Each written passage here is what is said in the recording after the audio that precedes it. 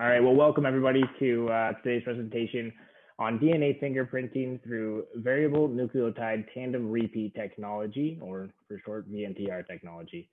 Thanks for everybody for taking the time out of your day to come to Segra's second webinar.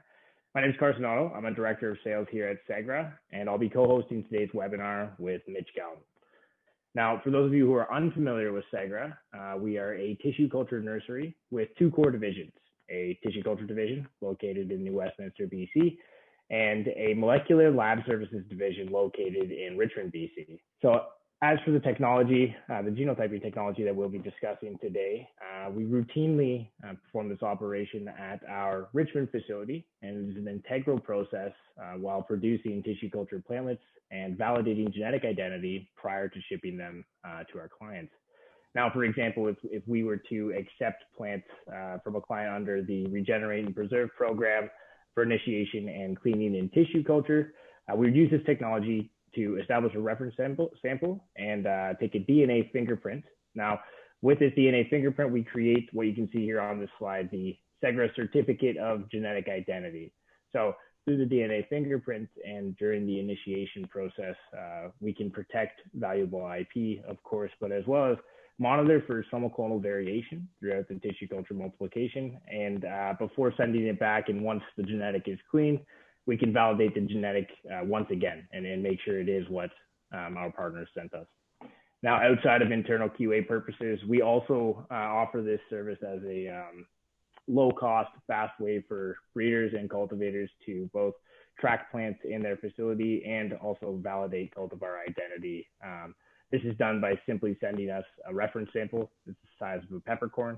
And then you too could also get one of these Segra Certificate of Genetic Identities. So with that, I'll hand it over to Mitch, and he'll give you the rest of the details on today's presentation and what you can expect for the next 57 minutes of this webinar. Awesome. Thanks so much, Carson.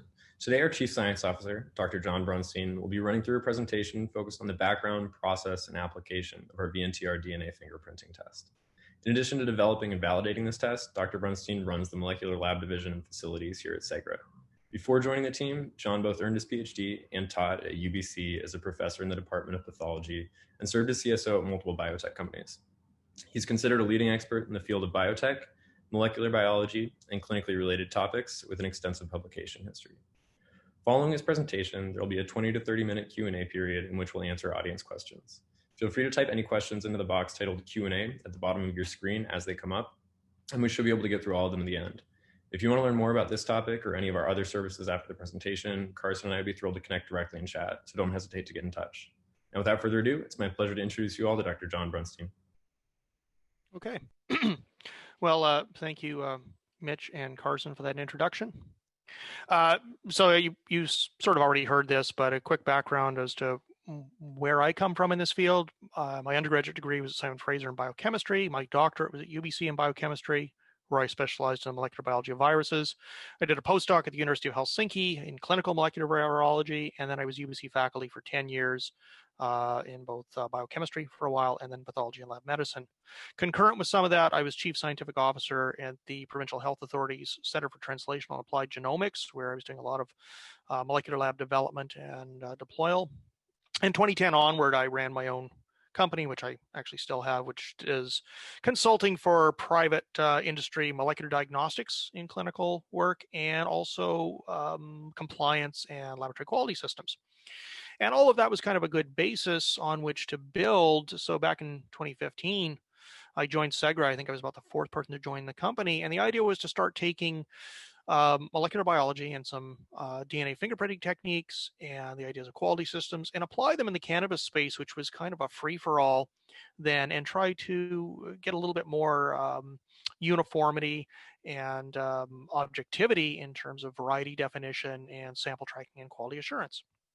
Okay, so with that out of the way, we're going to cover only a handful of key topics today. The first of those is, why is it useful to have an objective means to identify specific cannabis clones regardless of their growth stage? So whether it's a little tiny sprout that looks like an alfalfa sprout, or it's a full-size plant, can you actually identify that as a particular clone? Yes, we'll show you why. And why would you want to do that? Okay, well, the next thing would be, what is a DNA fingerprint and how does it provide an answer to the why above? How does a VNTR method for getting a DNA fingerprint differ from other methods? And there are several other methods I'll touch on briefly. And in particular, how does it differ from the end user perspective? I don't think any of you are probably really interested in the technical differences. It's how does it matter to you in the way you're going to apply this, and what does it give away or not give away that you maybe want to have some control over? And of course, if you're going to use a technology, you shouldn't just know what it does. It's also very important to know what it doesn't do. So finally, what doesn't a VNTR result tell you, and how is that useful to put into your equation? I'd like to start off with a real life scenario here. And sorry, I don't know if everybody can see that video, but it's blocking the text I have to read here. The real life scenario here, this is something that we've actually dealt with, a cannabis cultivator. I won't say who it is, but they approached us. They were using traditional mother and cuttings propagation, and they had a particular high value proprietary clone that, like many cultivators out there, they were very proud of this. They really liked it. This was their main product. And at this point, they had 55 mother plants, but they were concerned about long-term product uniformity. The question being, were all 55 plants truly clonal, or were some of them non-isogenic? So as an aside, the question you might want to ask yourself is, how would this happen if they're all cuttings from mother or cuttings from a cutting of a mother? How do you get this? You get it through point mutations at, let's say, near a node. You take that cutting, there's now a number of cells generate out of that mutated cell. And so now you have essentially variegation within the plant, and depending on where you do the cut and where that mutation was, you can get cuttings that are no longer really true to form. And a hint, this is not called genetic drift. When we get to near the end of this, we'll give you some more information on where you can look up why this is not genetic drift and that term is misused. But the bottom line is, in a case like this, how can the cultivator do a quality assurance test to verify that all these mothers are true to type? And if they do it, what do they find? Another real life scenario.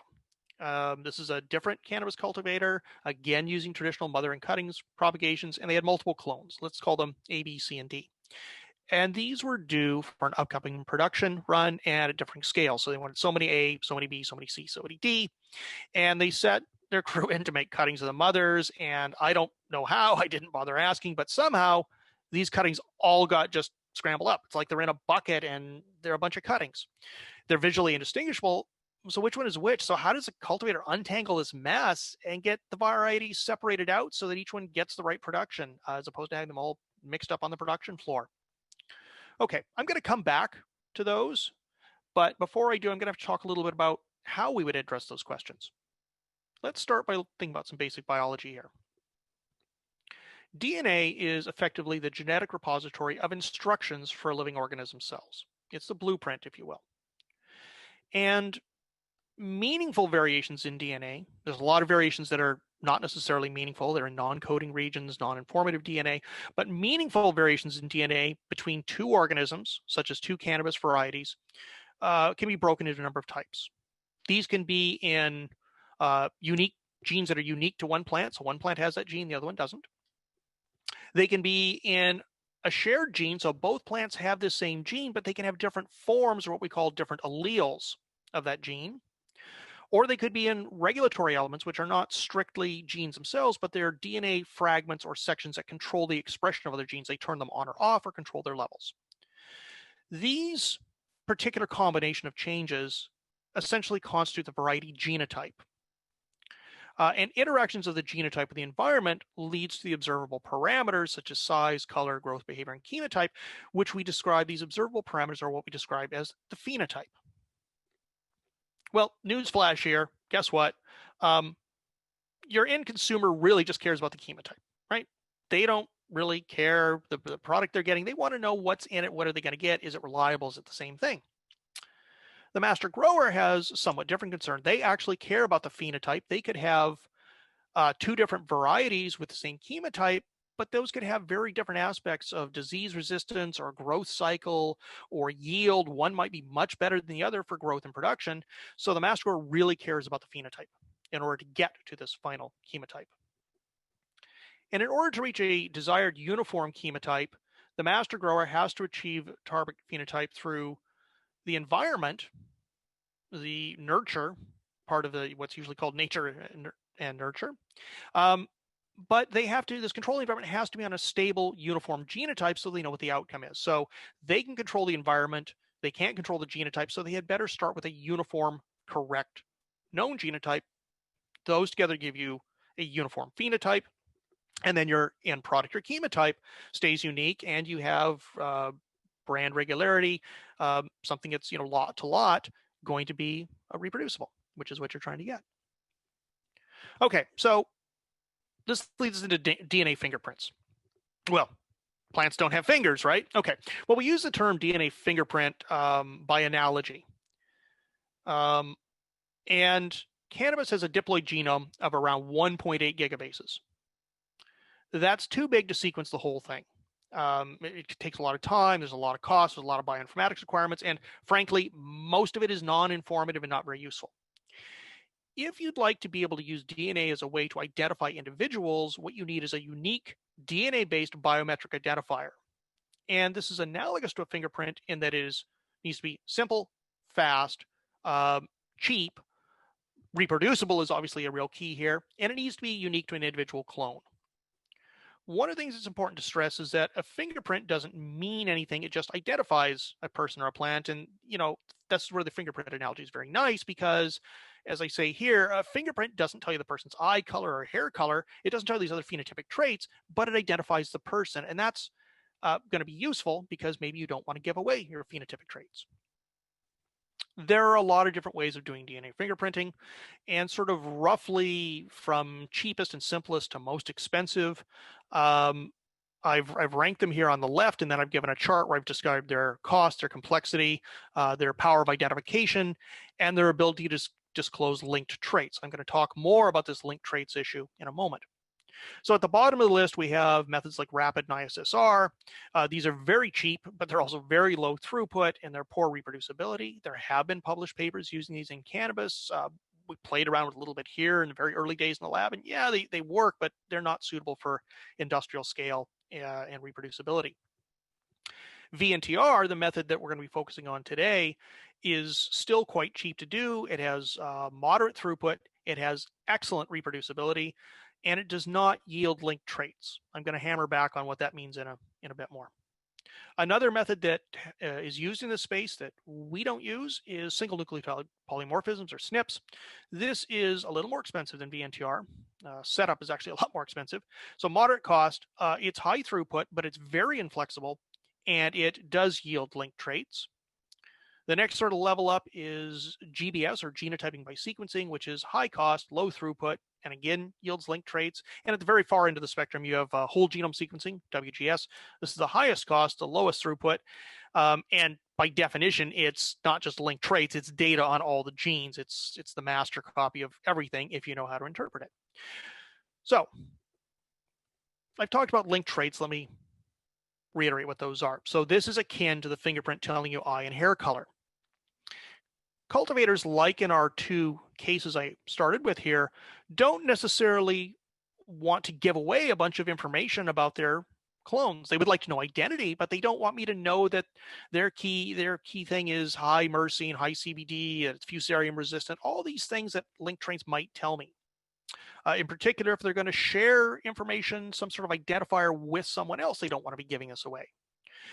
VNTR provides a sweet spot. Not only is it cheap and extremely reproducible with very good resolving power, but it has essentially no capacity to reveal linked traits, whereas SNP and GBS don't provide any benefit in identity resolution. They're mathematically somewhat better, but their VNTR is already far past what's a meaningful resolving power, and we'll talk a little bit about that. So you get unused additional mathematical on paper resolving power in return for giving away a bunch of information that you might want to keep closely held. So summary, why VNTR? It's arguably the best combination of resolving power, cost effectiveness, reliability, reproducibility, and flexibility, and this lack of disclosure of linked traits. But hey, you don't have to take just my word for it. Earlier this year, a thesis was published by a Dr. I think it's Rachel Houston. She spent 4 or 5 years doing a thesis purely on genetic identification of cannabis varieties. And when I looked through that, I found the following quote, which I have here in green. Capillary electrophoresis, CE, of STR markers is the gold standard for the genetic identification of marijuana. Okay, well, yes, there are far too many acronyms in science, and her phrase there, CE of STR, is simply another acronym for the VNTR approach. So this is accepted, and there's a number of other papers out there with similar comments. This is accepted industry-wide among knowledgeable molecular biologists and geneticists as really the best way to handle cannabis identification. So how does it work? Well, I'm not going to go into the molecular details, but VNTR stands for variable nucleotide tandem repeats. And what it does is it measures the size of a small number of highly variable repetitive elements in a sample. Cannabis is a diploid organism. There's a maternal and a paternal copy of each chromosome. So 2 chromosomes, 2 copies of each one. And so it's possible to have 2 different versions of a gene that's on a particular chromosome. You can have a maternal version and a paternal version. So we can get heterozygosity, or 2 different sizes of this, or you could have them both be the same size, which is homozygous. If we look over here, this is an example of 3 different cannabis varieties and a single marker. The orange peaks here are an internal size standard that's injected, and that's how we can tell we're looking at the same size range here. The blue peaks are a particular marker out of 3 different varieties. And what you can see is that in this particular clone up here, these 2 markers are different between the maternal and maternal sizes. This has a 90 base pair and 101 base pair versions of that particular marker. This one has a 90 and a 96. This has 2 copies of 90. And for any geneticist in the audience, yes, it could be hemizygous. It's possible it's a 90 over a null, although you'll note the peak height here is suggestive that this is a true homozygous 90-90. The bottom line is you don't have to be an expert at this to look at the first one, the second one, the third one, and say that those are not the same. So it's easy to identify differences. Well, we don't just use one marker. We actually multiplex this across multiple loci. So here's an example of a trace showing one marker in blue, one in red, one in black, one in green. The black and the green one are both homozygous in this particular clone. This is the red's heterozygous, the blue is heterozygous. And we do this across, in the current version, 12 different markers. And this gives us probability of identities ranging theoretically from a 1 in 14 million chance of a random match to a 1 in 10 to the 49 chance of a random match. And those are theoretical bounds. Actual samples run at about a 1 in 100 million chance that that particular string of numbers would come out of something that's not actually the same clone. So far more than is need to actually be 100% positive that you have the right thing. And nobody's going to see the actual numbers in this chart here, but what you can see is you get the idea that we have a particular clone and what we call a C number, which is a cannabis DNA sample number. And then there's this whole long ordered string of values for all these things. We call this a VNTR vector, and that is kind of the identifier of it, of that clone. So what does one of these tell you? Well, it tells you relatedness between samples. Tells you if 2 things are clonal or isogenic, they'll get this same string of numbers. It can also tell you if something's a near neighbor. They will have, that string of numbers will be different, but there'll be a very small number of differences there versus something that's a distant relative where a lot of those numbers are going to differ between the 2 of them. So how do you visualize these? Well, what I'm showing here on the right is something called a phylogenetic tree. Phylogenetic trees are easy to misunderstand, but the basic concept is pretty simple. Closely linked samples, and by closely linked, they'll have a very, very short link between 2 of them. And again, you can't see details, but there are 2 things right there. Closely linked samples are genetically very similar and will have generally similar traits. Things that are identical, like things are all along one line here, these are all the same clone. All of these over here are the same clone. There's like, last count, like 19 different names we've seen applied to this clone, but they're all the same thing. Okay.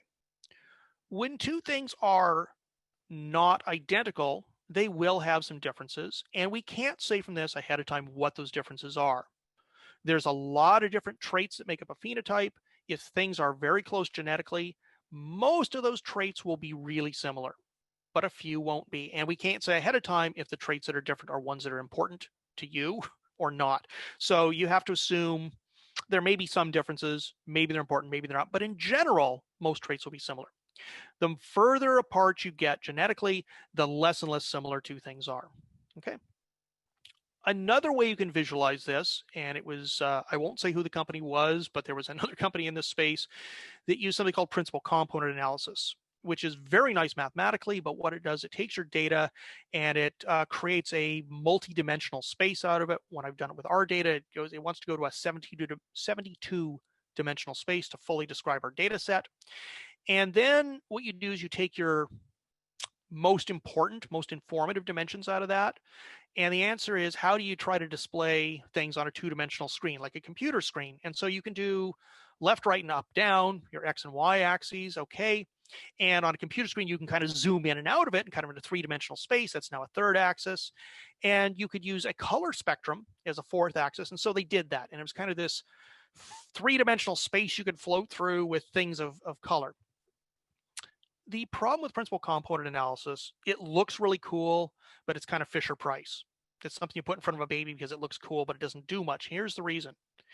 If you do principal component analysis on this data set and you take those first four axes, they only account for about 30% of the genetic variability, meaning that any two spots that are coincident in X, Y, and Z and the same color, and you look at them and think, hey, wow, these are the same thing, those can actually be more different. They can be 70% different and only 30% similar. So it can be kind of misleading. So we normally use phylogenetic trees. Okay, now we understand a little bit what we can do here. Let's talk about the real life applications. So in scenario one, remember, this was somebody had 55 mother clones. Are they all the same? 54 of the 55 were isogenic.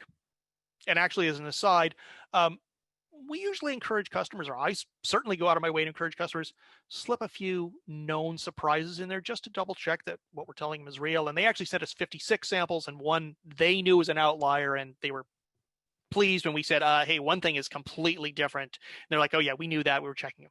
Anyways, but of the 55 that they were actually interested in, 54 were isogenic, but one wasn't. It had these very small but observable genetic changes from its fellow cuttings. And, kudos to this producer. They immediately culled that one. It was a loss of, less than 2% of their mother stock, but it ensured that the rest of the material being grown was uniform. So this helps maintain brand and product identity. Scenario two was the bucket that the junior cutting guy had presumably scrambled everything into. And so what the cultivator there did is we sent them sample kits, and they went to the known mothers and sent us what would be reference samples of each of those. And then they followed up with pieces of each of these cuttings. And as it was alluded to in the beginning, we have these sample kits, and it's literally about half a peppercorn's worth of material you need to send us. And so what we do is we use the reference samples. We did the VNTR. We got a VNTR vector off each of these, and then we tested each of the cuttings. And within a couple of days, we were able to unequivocally identify each cutting back to its source. They were able to properly reassort the cuttings and get things back into the right production cycle. And again, meet production goals of specific and uniform product. Again, sort of the key here is helping maintain brand and product identity. Okay, well, what about other VNTR applications? Well, as was also alluded to in the opening, we use this for variety tracking and quality assurance. So any incoming material here for whatever program, I like to get a sample of that as soon as it comes to the door. Get me a little tiny piece of that, and we can now lock that down. We're not really talking about it here, but we take that long string of numbers that's hard to read, it's clumsy, and we have a way to generate something we call a variety identity code, which is a 32-character string derived from that. It's kind of like a serial number, and it's easy to look at, and it's easy to see if it's the same or different between two things. And so we get this data, we get a variety identity code, it goes on a genetic identity certificate, and now we can track it in production. In particular, when you come back, because you're now ordering stuff either back out of the regenerate and preserve, or if we're doing large scale production and you've ordered a lot, these little plants going out, we can test and we can objectively say, yes, this is your clone. And this is really important because little plantlets of ditchweed industrial rope hemp and psychedelic flaming space monkeys number 7, which I don't think are real variety names we have, but they sound like good variety names to me. If I had varieties, that's what I'd call them. But the point is they'll look the same. And if you're the producer, you need to know that you're getting your clone and that you're devoting these resources 4 months down the line. You don't want to find that you had the industrial rope hemp when it was supposed to be flaming space monkeys. Okay. So that's internal. Externally, the sort of things we tend to do more on the service side is for variety confirmation with cultivators. And one of the things we can do is if you're a cultivator and you've just paid a whole bunch of money for a clone, did you get the right thing? And if you can get us samples of the parental stock and what you were sent, we can tell you if it's isogenic, maybe you expect it to be an exact clone. We can also tell if it's really close, and maybe you got seed and you understand it's going to be close, but how far apart? And we can tell you, yeah, this is close. Or no, you know what? You got floor scrapings. This is completely not the right thing. We can do variety identification to a voucher specimen. So if somebody gives us something and can say, I know and I can prove that this is purple flaming space monkeys number 7. I'm the breeder. This is the individual plant that started it all, and I won the Cannabis Cup with it, and here it is. So now give us that, and now we know that variety identity code is specifically that variety. And it can be used to provide a means for making a legitimate, provable claim around a variety name and designation. And in plants, you don't generally patent plants. There's different kinds of plant variety protection, and it doesn't necessarily have to be isogenic. There is a certain amount of variability, a certain genetic space, which means there's a little variability in chemotype and a little variability in phenotypic parameters. And we're more familiar with this in things like dogs. 2 Dalmatians look the same. You look at it, you know it's a Dalmatian, even though they're not clones. Well, it's the same with cannabis. And this ability to show identity or very close relatedness has roles in things like IP protection. Something else we've done with it, more out of interest, is something along of what I call a market basket study. And this is a question of what's being sold. Is what's being sold from a producer the same between different lots? Is it even all the same things in a single 1 gram bottle of dried flower sold under one name of a particular thing? And just a quick summary here. What's being sold? A lot of different things that are conflicting names. Is it the same between lots? Sometimes yes, and sometimes no. More often than not, it's yes, but there are exceptions. And is it all the same thing in a 1 gram dried flower bottle? Well, we have seen examples of up to 4 different, completely different things put in one bottle with one name. We've seen that a couple of times. Three varieties one time and 4 varieties another, and both of those out of a single LP, incidentally. Well, I know what you're all thinking at this point. VNTR is totally awesome. Is there anything it can't do? Well, I'm glad you asked that, because yes. And we've sort of touched on this, but we maybe didn't think of it in this form. Remember that I've stressed that VNTR has really no capacity to report linked traits because it's a very small number of genetic loci with hypervariability per loci to give you the power. Because it's this very small number of spots in the genome, it's not a suitable method for marker-assisted selection because by definition that requires markers all over the place next to your genes of interest. I would say that doesn't mean VNTR is completely not useful in a breeding program.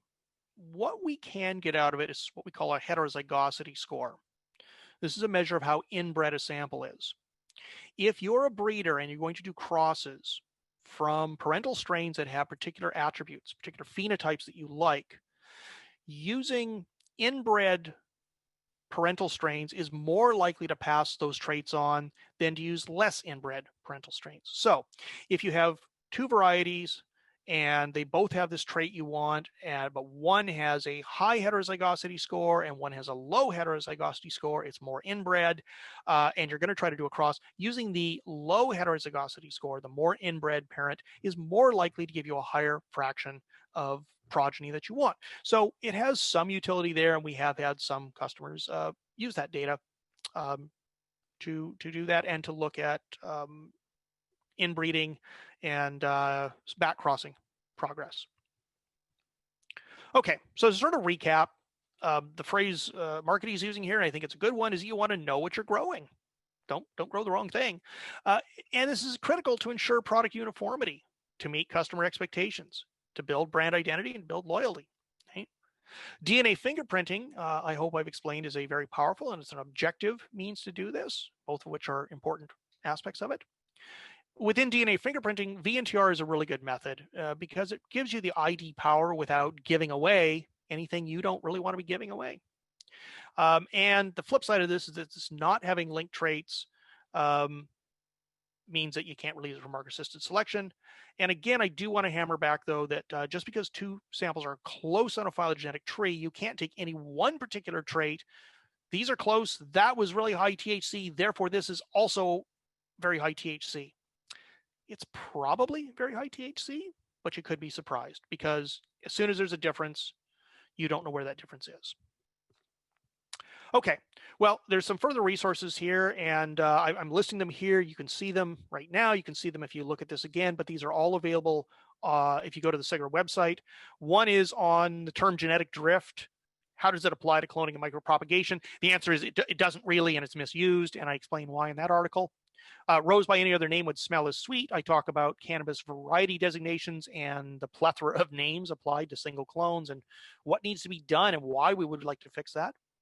Something on marker-assisted selection, although I've just told you today that VNTR is not really a good approach for that. MAS will be useful, and there are other approaches to do that in the future. And we also have I believe, a video of my ICR talk from earlier this year on cannabis variety definitions and what would be needed to demonstrate a cannabis variety. Okay, so I think with that, this is where I'm supposed to be handing it back over to the marketing folks, and they can tell you a little bit about how you would send us a reference sample if you're interested in doing that. Awesome. Thanks so much, John. Fantastic presentation. I really enjoyed going through everything. And now to the audience, remember, in addition to internal QA purposes, we also offer this DNA fingerprinting on customer cultivars as a validation and plant tracking tool. The slide that we're on now shows kind of a blank version of our certificate of genetic identity that we send out for each cultivar, whether it's run as a standalone sample or as part of our regenerate and preserve service to clean up your genetics. Yeah, so we'll switch over to the Q&A portion for now, but if you're interested in learning more about DNA fingerprinting, feel free to reach out to Carson and me directly. We'd be happy to chat more about this test and how it's being applied in RMP, the Regenerate and Preserve service, and our genetic supply services today.